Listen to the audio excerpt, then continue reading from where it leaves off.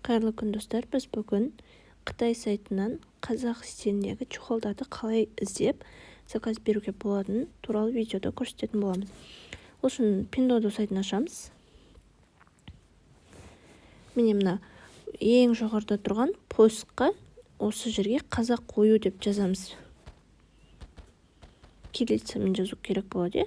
Міне қазақ қою деп жазасыздар, шығады бірінші болып. Осыны басасыздар. Байқасаңыздар, міне бізге келетін қазақ стиліндегі осылай чехолдар шығарып береді.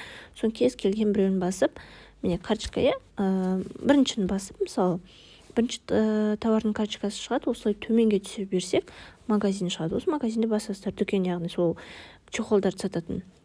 Міне мынау чехолдарды сататын дүкен.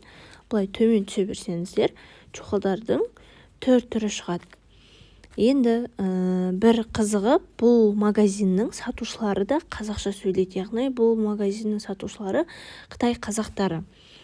Достар, егер сіздерге Pinduoduo сайтына қалай тіркелуге болады, қалай заказ беруге болады деген секілді сұрақтар қызықтыратын болса, оң жақтағы подсказканы бассаңыздар, Pinduoduo туралы тегін сабақтар шығатын болады.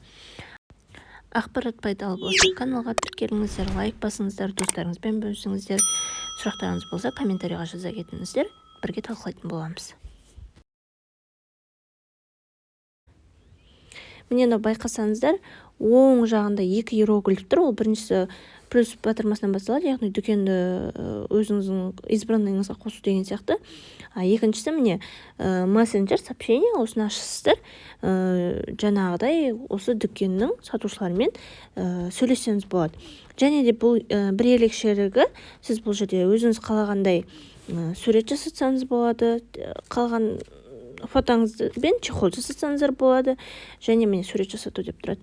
Және тағы бір ерекшелігі, өзіңізге қажет телефонның маркасын іздеп таба аласыз, яғни сатушыға жазсаңыз болады. Егер сізде ерекше бір телефон болса, немесе өзіңіздің телефоныңызға чехол аз болса, осылай продавецке жазып, өзіңізге ұнаған стилде жасасаңыз болады. Міне мынау бірінші сурет жасату деген. Так, біріншіде кіріп көрсең, сурет жасату деген жаңағыдай сатушының өзіне сурет жібересіз. Мессенджер арқылы қазір көрсем.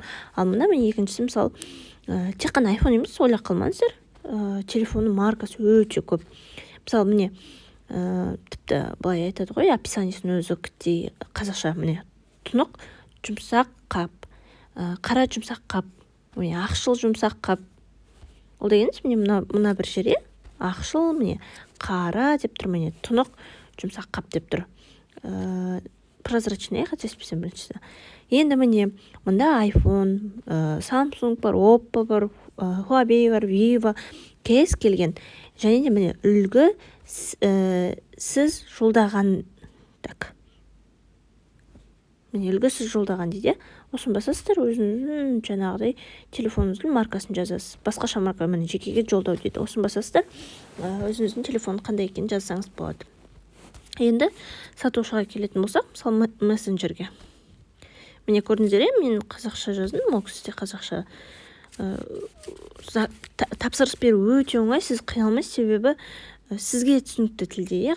Сұрасаңыз болады, тіпті чехолдың граммына дейін сұрасаңыз болады. Енді мысалы салмағына қанша шығады деген сұрағыңыз болса, өзіңіз осы жерде жазып жіберсеңіз болады. Переводчикқа, аудармаға салып қиналмайсыз, қазақша жазасыз, қазақша өзіңіздің жауабыңызды аласыз. Бағасына келетін болсақ, тиімді, тиімсіз, мен білмеймін. Егер чехолмен айналысатын болса, немесе чехол көп алатын кісілер болса, бағасы қалай тиімді деп ойлайсыз ба? Мысал ретінде алатын болсақ, мысалы, мен iPhone 11-ге қарайық, 11 Pro-ға де 16 юань тұрады екен.